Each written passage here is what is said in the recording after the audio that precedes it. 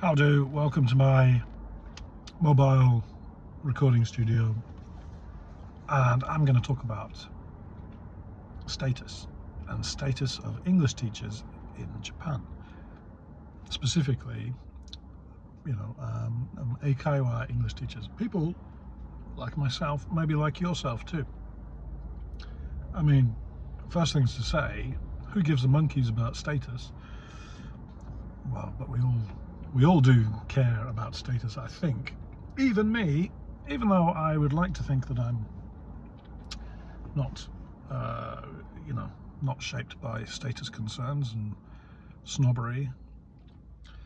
I think this all starts with the term sensei, teacher in Japanese, which is used as an honorific title. Sensei. My name is Sherifu Sensei. But it's a bit like, when you use chopsticks and people go, Josen, you're using chopsticks, and your Nihongo Josen ne. Actually, when you are using chopsticks very well, and you actually really can speak Japanese, people stop saying Josu. And I think it's kind of the same as sensei. I think you're fooling yourself if you think that you have some kind of status because you're a sensei. First off, you're not a real sensei. Maybe you lucked out because you can speak English already. Whatever. But, in the sense that you're not a real teacher, you don't have a pension, and you're not working for the government, so you don't have to pass any kind of qualifications. So, in that sense, there's not much status. Is there status in being a foreigner? If you think so, but sometimes there is, sometimes there isn't. If you're a Hakajin or Whitey, maybe, but what kind of status is that? Anyway, not much status if you find yourself sitting in a car, recording yourself while drinking a cheap coffee from the konbini, or being watched by a bunch of smokers standing outside the convenience store. There's not a lot of status there. Especially if you're working for an Eikaiwa company. If you're getting, you're lucky to get 2,000 yen an hour. I've heard it's less than that. I hope that if you are in that situation, that it's just a temporary and that you're just doing it for part-time and you're starting your own business because, or doing something self-employed or doing something else, because it is low status and low paid work. However, if you're doing your own thing, that's the key. Forget status. Let's talk about money. If you're doing your own thing, there are a lot of advantages.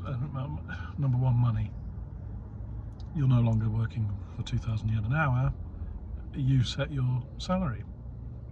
How can you set your salary? Well, let's say it's 2,000 yen. Okay. If you charge, say, like 8,000 yen a month for a group lesson, and then you get 5 people in a lesson for a weekly lesson, you're charging 2,000 yen per person per lesson, and they come for 4 lessons, that's 8,000 yen.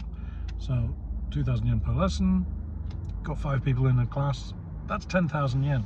If your lesson lasts 40 minutes, that's 10,000 yen for 40 minutes.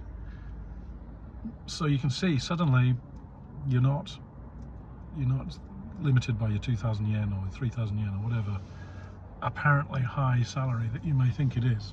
Oh, I get 3,500. I've heard of some teachers working for private schools in private high schools and junior high schools and that sort of thing, getting 3,500 yen per lesson. Ooh, yeah, that's pretty good, but it's very limited actually. Only 3,500 yen per lesson. If I get 5 kids into one lesson, I'm getting 10,000 yen per lesson. Not every lesson, it's true, but it could be over time. Over time, it becomes more and more. You can load your schedule with more people. That sounds like, it's so really stressful and hard work. Not really.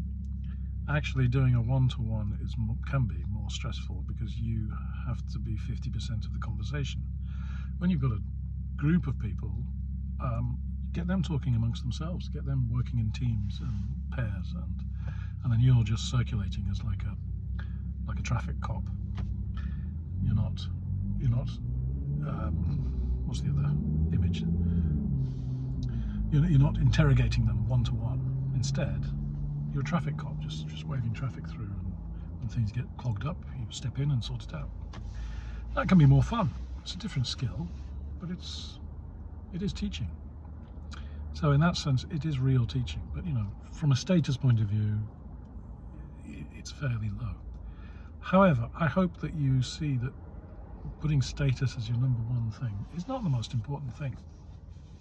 Because you'll find that if you're making 10,000 yen per hour, I don't care what status you think I am, I'm making more money than your average teacher, if you care.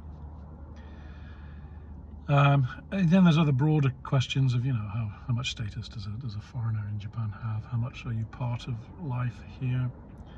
I would just say a lot of that is up to you. How much do you want to take part? I take part, I suppose, in a minimal way.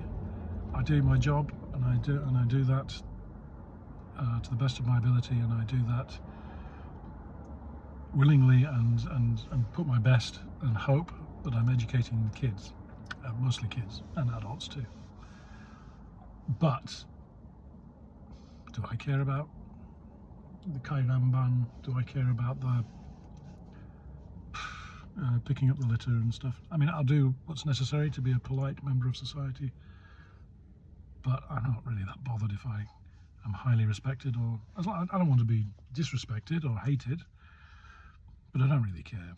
And to be honest, I was the same in England. I didn't really care, and that's what made it easy to leave the country in a way, if I think about it, if I'm honest about it. And that may be the superpower. Is it a superpower? If we have to talk about superpowers, maybe that's the superpower of a foreigner coming to Japan. You've kind of broken the rules, by leaving your home country and making your own way, and you can follow some of the rules and ignore some of the others. I mean, I think there's a change of atmosphere. Maybe there's a bit more anti-foreign feeling abroad, if we use that term, a bit more anti-foreigner feeling in the air. So I think you have to respect the norms of society here, he says, getting some air in, but at the same time it's not too onerous. Follow the rules, pay taxes as you would do anywhere else, and then you can live your own life and speak your own language, and still people are willing, there's some money that they will pay you for your knowledge of foreign cultures still. Long may that last. I don't know how long. So how can I round this up? Yeah, I mean, I wouldn't get into this game for status, but being self-employed, you can find your way around and have a good life. And if you want to, you can call yourself a director of the company or company president, if that gives you the status that you crave.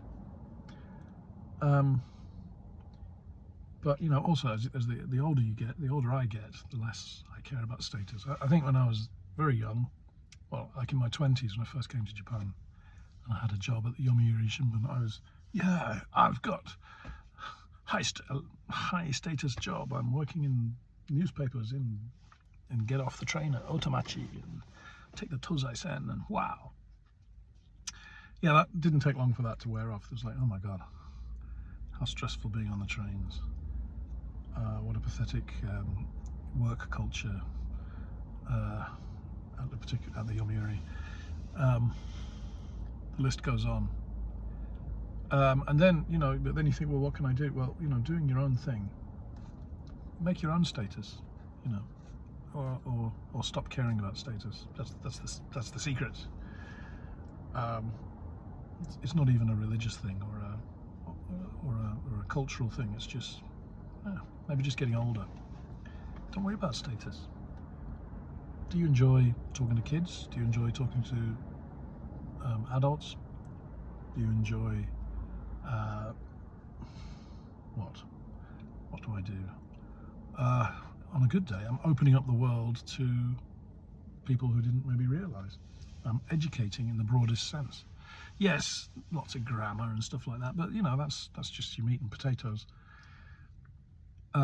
If you're teaching lessons the way you want to teach, it doesn't have to be the boring stuff. You could be, I mean, a lot of the stuff I talk about with my university kids and adults is sort of semi-philosophical, as much as I can get. Yeah, we talk about, on Friday we talked about what is happiness. How do you define happiness? So you know, you have interesting discussions, more so than I think you would as a quote-unquote real teacher doing the grind. So, bottom line, you want status? Make your own status, make your own business, call yourself whatever you want, whatever makes you happy. And cheers. Good luck.